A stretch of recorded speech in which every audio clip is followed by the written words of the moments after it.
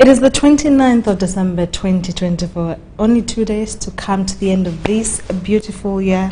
And as we wind up, thank you so much for joining us on UBC TV Inspiring Uganda with me, Sharon Kyomugisha and Mugalu Mohammed on Sign Language. Let's take a look at what has been making headlines today.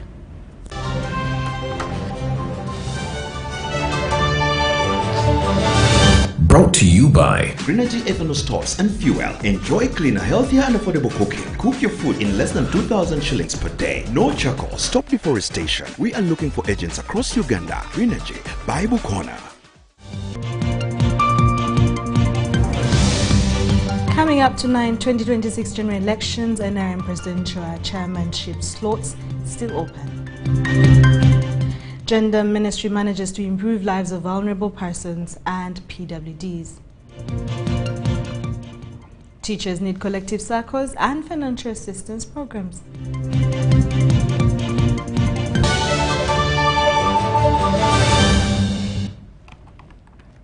Welcome once again to UBC News Tonight. The resolution to maintain President Museveni as the party's flag bearer for the 2026 general election is likely to spur a wide discussion within the party as we head to the 2025 election year. According to the chairperson, NRM Electoral Commission, Dr. Tanga Odoi, the 2019 Central Executive Committee decision is unlikely not to be changed. However, to some NRM party members say that the NRM is a mass and democratic party open to all membership input. Take a look.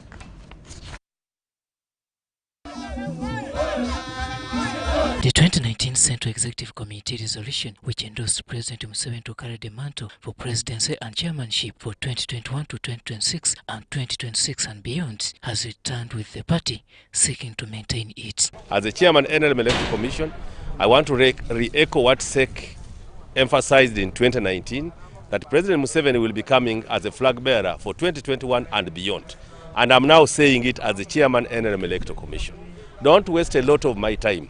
Unless SEC changes the position, which I'm sure will not be possible, because as a SEC we are so united about it. President Museveni is your flag bearer for 2026 to 2031. The NRM Electoral Commission chairperson, Dr. Tanga Odoi, says this position is still valid. Flag bearer for president was already endorsed by SEC in 2019. And I'm saying with authority and without fear of any contradiction, unless SEC changes that position, I'll want to have problems with other positions, but not that one for presidency. That one is a sorted deal. SEC members Richard Odongo and Dr. Chris Variomos hold the second thoughts on the 2019 SEC resolution. The procedure within NRM is that when they open up that position, then all applicants are eligible to put in their applications.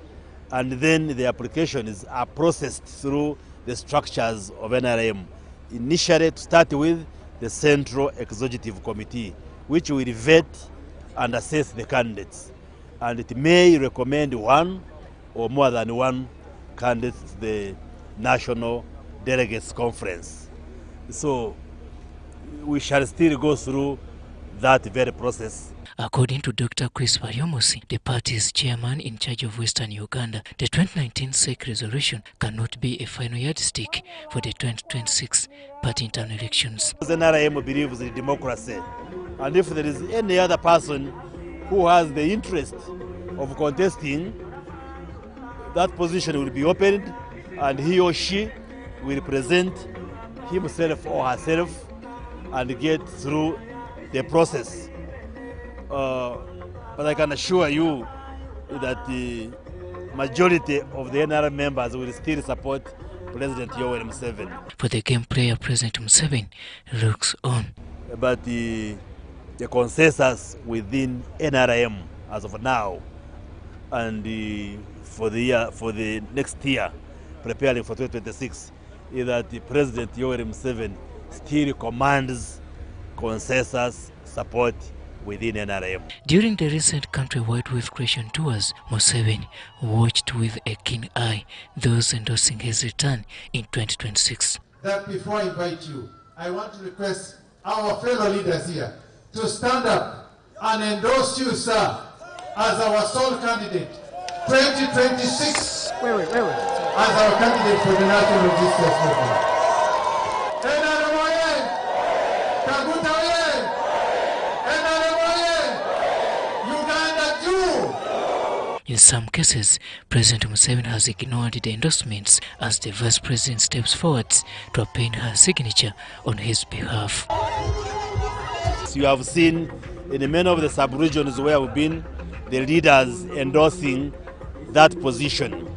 However, that will not stop NRM from opening up that position for the presidential flag bearer when that time comes. I am receiving petitions from almost all the districts of Uganda, from within the party, that every district of members who support the party are saying President Yoweri Kaguta Museveni should continue leading the party and being our flag bearer for 2026 general election. So we shall develop this and make sure that we have it processed, and at the right time we shall present it to the Central Executive Committee of the party. It all remains unclear, and time will tell who drives the yellow bus in the 2026 race. Robert Onyango, UBC News. A tight race it will be, just like Robert Onyango has highlighted. Now, the Ministry of Gender, Labour and Social Development Performance Review indicates a 50% performance in the areas of affirmative action and law and justice and jobs creations and wealth since 2021. The State Minister for Gender, Peter Mtuzo, is hopeful that by the end of 2026, the sector will have achieved most of its targets and objectives. Its co-mandate of promoting issues of labor productivity and employment, social protection, gender equality and equity, human rights, culture and empowerment. In the 2021-2024 performance review of the sector, the ministry centered efforts on achieving better standards of living, equity and social cohesion of the elderly, the youth and people living with disabilities. We have so far been able to cover 1,803 groups, and along with that, 12,218 beneficiaries were reached, where 6,080 are female, 6,138 are male, and we have offered them finances totaling to 14.3 billion shillings. The GROW project, which is a government initiative aimed at responding to the needs of women entrepreneurs who want to grow their businesses, sustain their self-employment, and create more jobs, was another area of focus for the Ministry of Gender. To achieve this, the Ministry of Gender had to secure a World Bank grant to enhance women enterprises through GROW project. Government of Uganda secured a World Bank grant amounting to US$ 217 million to finance generation of growth opportunities and productivity for women enterprises, commonly known as GROW. And with that, 522 women enterprises platform were mapped out and assessed across the country to support GROW projects. Through labor externalization, the Ministry of Gender has managed to create employment opportunities to many Ugandans in the United Arab Emirates by licensing labor companies to export Ugandan labor. According to the State Minister of Labor, Peace Mtuzo, labor externalization contributes over 30 billion to the country's GDP. 300,000 employment opportunities with the wage averaging to 1 million shillings have been created. At least whoever goes to the Middle East is able to earn not less than 1 million shillings per month. So over the reporting period, government has been able to so far collect 30 billion Uganda shillings from this externalization of labor. Despite of the industrial unrests between employers and employees, the Ministry of Gender has managed to file a number of cases to ensure equality, equity and justice to workers through compensations for both government and private sector employees. 142 cases have been settled in total over the 3 years. Complaints that were referred to the industrial courts were 85 in financial year 21-22, 60 in financial year 22-23, 35 in financial 23-24. Total was 180 cases that were referred. Having registered over 3,500 workplaces, the ministry embarked on inspection to ensure compliance. This undertaking attracts annually 400 billion shillings in tax collection, hence broadening the tax base. We have been able to register 3,324 workplaces in Eastern, Western, Northern region and Central area, in accordance with the Occupational Safety and Health Act 2006. 3,047 workplaces were inspected for compliance, and we have been able to generate for the economy 4,798,000. Despite of these achievements, the ministry has a number of projects running. We are working on also developing what we call a social registry for this country.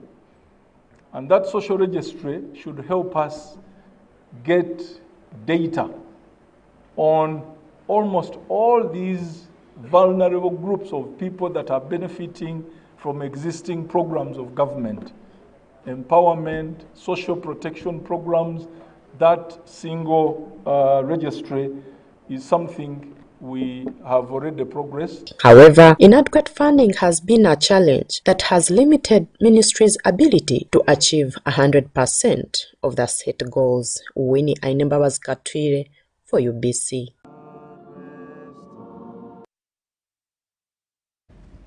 Teachers feel relieved by government funding, which has provided financial support in this challenging economic condition. This follows government support of 6.6 billion Ugandan shillings to every teacher's SACCO. We have a detailed report on this story. Uganda Liberal Teachers Union ULITU members have appreciated the government for the shilling 6.6 billion support to improve their livelihoods. This was during a press conference at their main offices in Chologoma in Kira municipality. As teachers who have been with so many challenges, for example, have been even getting some multiple loans. You find you have a loan in the Centenary Bank, you have a loan from other banks like Bayport and other, and even some money lenders. So you find you have a challenge, you cannot even, when the salary comes, you just go for a quarter salary, or sometimes you don't have completely. And it has been a challenge to us, even to our welfare. So we thank His Excellency President Museveni for remembering us teachers. And the teachers not having even any dwelling unit. Someone teaches to the point of retiring but doesn't have a house. This is because it's depending entirely on the salary. President Museveni allocated shillings 6.6 billion to teachers' circles. Now, ULITU members are preparing for the first annual meeting to discuss how teachers will get revolving loans. Since we received the presidential grant, where we shared out of the 20 billion that was given to the teachers, our circle shared to the tune of 6.66 billion, which we already have on our account and which we have started using. We have made some two important milestones. One, we have acquired a national office, which you can look at there. It will work as our national office. It will also work as a national teacher research center we are doing. We have also acquired land in Hoima district to the tune of 500 square acres. ULITU President Mutesasira Evans says the goal is to inform teachers to form strong supportive circles that collectively address their challenges.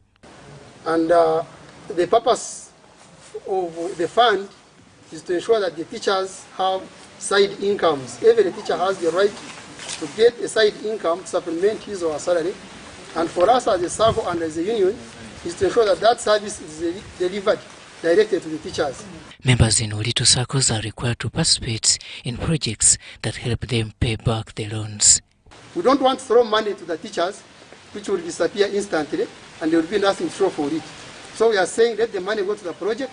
We shall share with the teacher the liability, the risks, and the management challenges that the teacher might have to ensure that that money creates the right impact which we want. That is developing a project which is commercial, which has some revenue coming from there, which can make profit. story compiled by Chontowaire Proskovia for UBC News. Solidarity.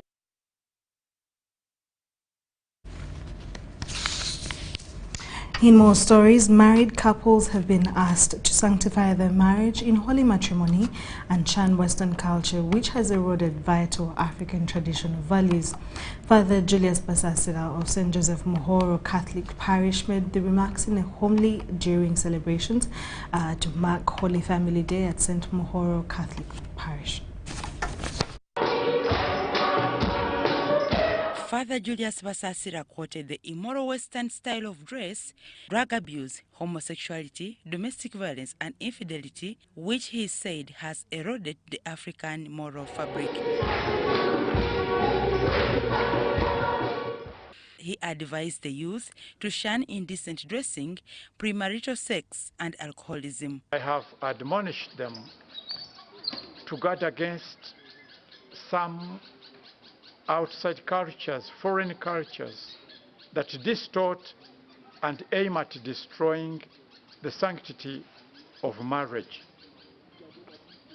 We should not condescend to the Western cultures which are evil, which seem or aim at destroying marriage and its sanctity. A section of married couples who celebrated 20 years, 30 years, and 60 years in marriage said marriage is about fulfilling conjugal rights, faithfulness, and God-fearing.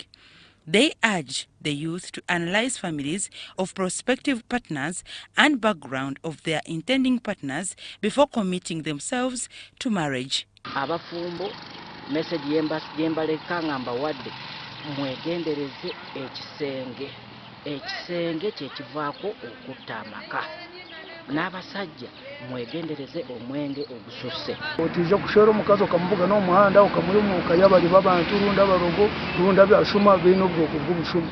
So nabwo ekyo abasigazi tubashaba ngo mwabandi muza kuronda bakazi mubanze mutegese mwetegereze omukazi wo kuvuga no mu rukuto ningo kamuvuga no mu bara ngo wamukunda ebyo tibiri kombe ko bufumbo. Nabwo ekyo nicyo kiri kutuma ngo washera obufumbo bwa marikiro kimwe bwawe.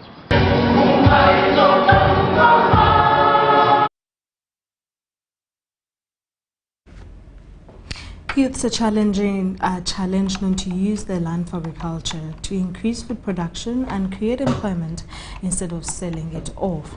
This was during the memorial lecture of late Christopher Mukasa Chamba De Kofa, a renowned contributor to Ngogwe community in Buikwe district.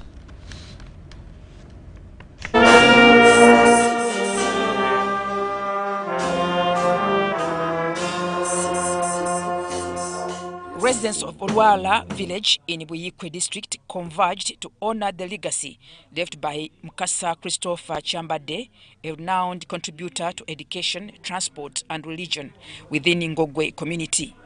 Mukasa Chambade was a leader who transformed lives through improved access to education, better facilities and resources for children among the people living in Ngogwe. By then, we had difficulties in transport this side of ours. In fact, I remember we used to have taxis that could drop us around in Nangunga. Then we could just walk from Nangunga to this place, something between 13 to 14 kilometers, no, miles rather. But after after identifying the problem, that's when he acquired a bus, a Tata bus. Then with the education sector, he's part of the group of people who developed that C primary school. He contributed a lot to its development. When it comes to the church, St. Mark, Church of Uganda Parish, he contributed a lot to its construction. During the memorial prayers led by Reverend Alex Kabembe of Ngogwe Archdeaconry, emphasized the continuity to benefit future generations. Abantu bajja bayigire ku musajja yali omukozi yasekulanga emwanyi mu kinu naye ng'agala kunonya school fees z'abantu abalala. Singa Comfort yasomesa singa yafa yenna. Muwulize abazadde abali wano mmwe abampuliriza. Bw'otasomesa linda okufa ofiire ddala. Gamba n'otokirekedde ekyo. Bw'onakola ki? Bw'otasomesa ojja kufa ofiire ki? Deputy Sabagabo Ngogwe Salongo Bosco Chisauzi appealed to youth to stop selling off ancestral assets but utilize available resources. The late Christopher Mukasa Chambade died in 2000 and left a legacy that has facilitated access to education for the people of Ngogwe. Susan Nabgude compiled the story.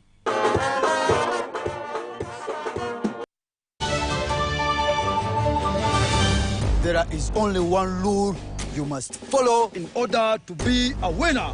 Number 1, defeat the undefeatable. You, step forward.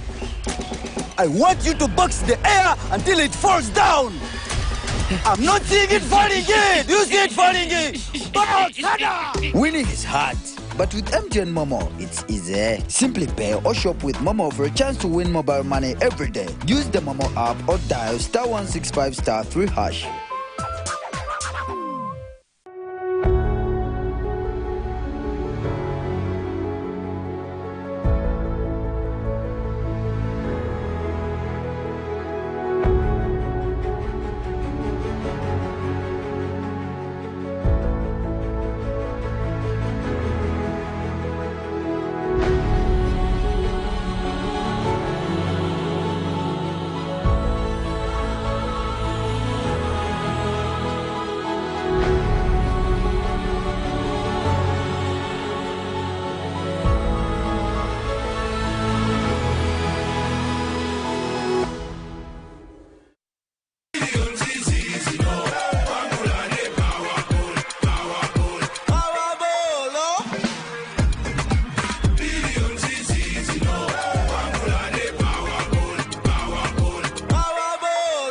Step into a world of excellence, comfort and pride with Royal Foam Furniture, crafted to perfection right here in Uganda. We bring you state-of-the-art living room furniture and bedding products at affordable prices. Our wide variety of mattresses include orthopedic, pillow top, spring mattresses suitable for institutions like hotels and many others for home comfort. With every piece telling a story of royal excellence, our products are built with the highest quality materials made to last. Experience royalty with Royal Foam Furniture, proudly made in Uganda, so buy Uganda and build Uganda. Visit our showrooms at Ginger Road, Chambogo Junction, Bukoto Chisasi Road, and on Victoria Mall, Entebbe, on the first floor.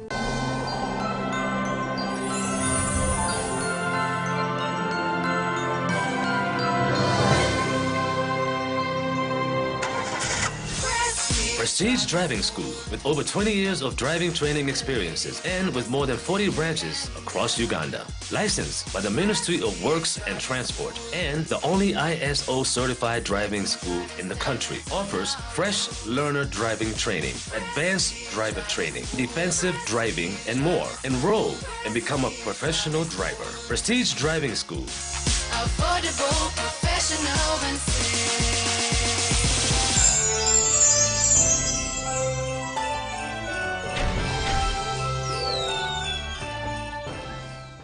Seems to me now that the dreams we had before are all dead, nothing more. The holiday table is set.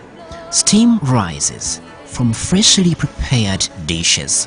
Family photos line the walls, but one chair remains empty. An empty chair that wasn't supposed to be empty today. All because someone thought arriving 5 minutes earlier was worth speeding through that last corner.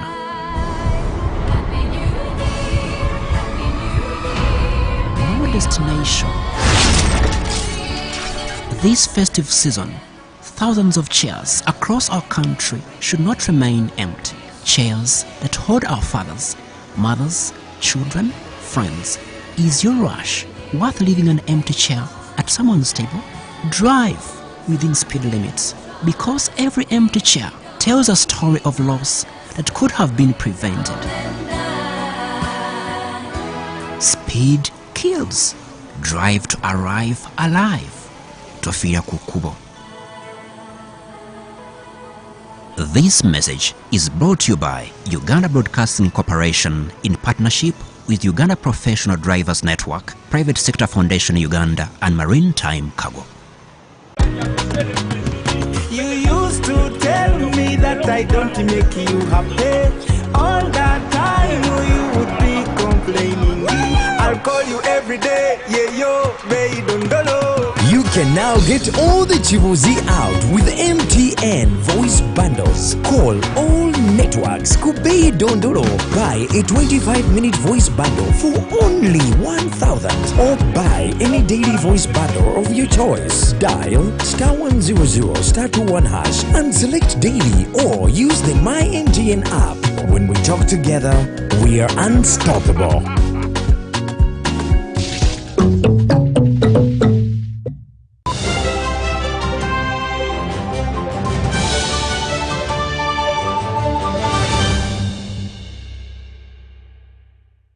Welcome back to UBC News Tonight. Chitabi Seminary Old Boys organized the Thanksgiving Mass under the K83 Association at Buteraniro Catholic Church in Ishongororo, Ibanda District. This event targeted raising funds to complete the church, which requires over 200 million Ugandan shillings. Take a look. As the year closes, Kitabi Seminary alumni under the K83 Association have embarked on a mission to fundraise for the completion of Buteraniro Catholic Church in Ishongororo, Ibanda District.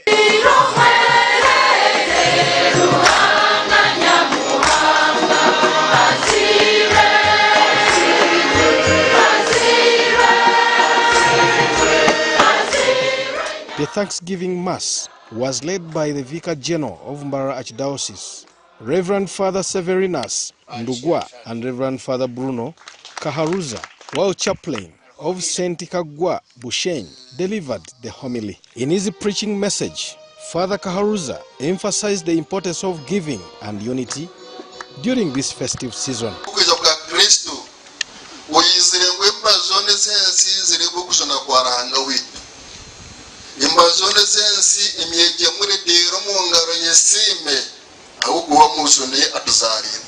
The congregation also marked the feast day of St. John, the Apostle and the Evangelist, reflecting on the themes of the faith and generosity. Yibanda Woman Member of Parliament, Sharon Kyomugisha, appealed to the public to support the government wealth creation programs. So we are trying to also emphasize and reaffirm that program, that let everyone join hands in the development process of this country, because we cannot leave one person really to fight for poverty. Let all of us join together and fight poverty through wealth creation. The Ibanda District Assistant RDC, Richard Banjo, called for collective efforts to combat poverty. Nimbashaba kandi mbeda imbabazi nyingi ngutujoyininge President Museveni twatandise nawe umurutaro rwatandike rwo kubingo bwo.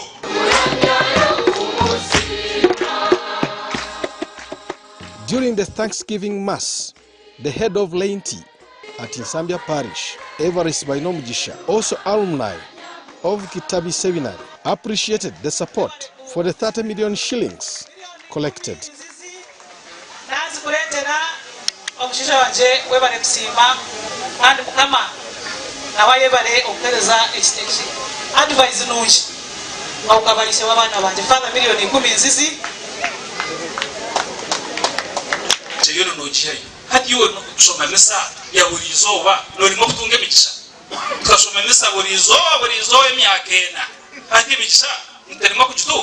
As Buteraniro Catholic Church nears its completion, the spirit of community collaboration displayed during this Mass is hope and aspiration. All faithful are encouraged to contribute to this noble cause, ensuring the church becomes a lasting testament to unite and shared purpose. Joseph Bule, UBC, Ibanda. Thank you so much, Joseph Bule. Indeed, a spirit of generosity fills the month of December, and as we're about to come to an end, I hope that the culture still stays going.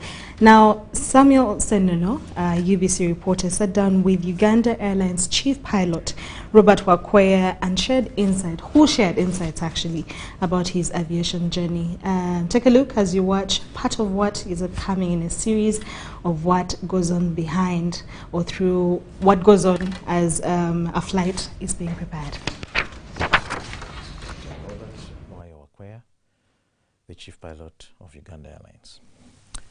I've been in aviation field now 30 years, this year 2024, with a total time of about 14,900 hours.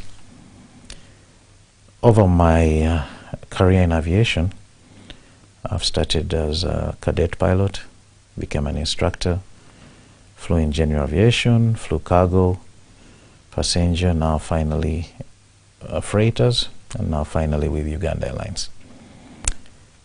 I was born in Uganda, Mulago Hospital, in 1969, and I went for my primary school at Norman Godino Primary School, which is now Buganda Road. After that, in 1982, I went to SMAC, St. Mary's College, Kisubi. I did my O-levels and A-levels.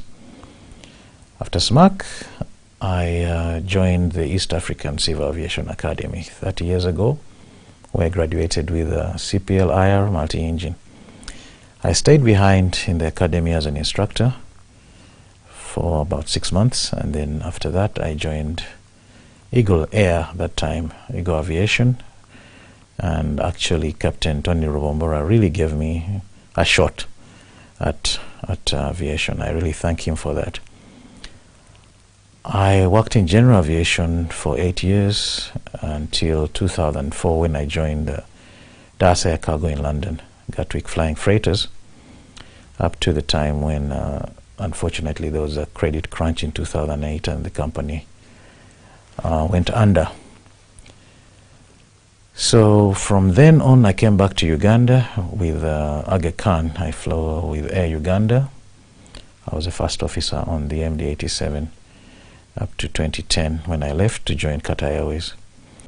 I was in Qatar Airways for 9 years up to 2019, just before the COVID pandemic hit. After that, 2020 towards the end is when I joined Uganda Airlines. I was a captain on the 330 and technical pilot, becoming the chief pilot in March of last year up to now. I've always wanted to be a pilot ever since I was 12 years old. But that was a time when it was not possible to be a pilot without 2020 vision. And so my other interests really in my life, I'm really mechanically inclined. So I would be a mechanical engineer if I wasn't a pilot. But what changed was in 1988, an AIC, which is an Aeronautical Information Circular, came out from the British CAA talking about pilots and spectacles, and they changed the rules, saying that if you have 20/20 corrected vision, you can get your first medical license as a student pilot. And I didn't know that for the next 5 years, but when I found out, the rest is history.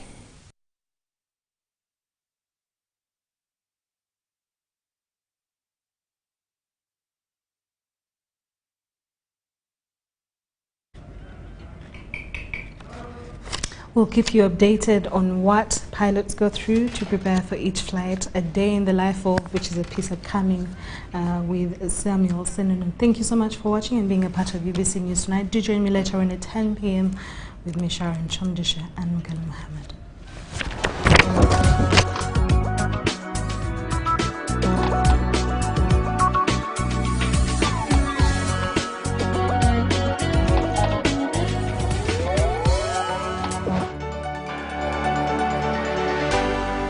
UBC, inspiring Uganda.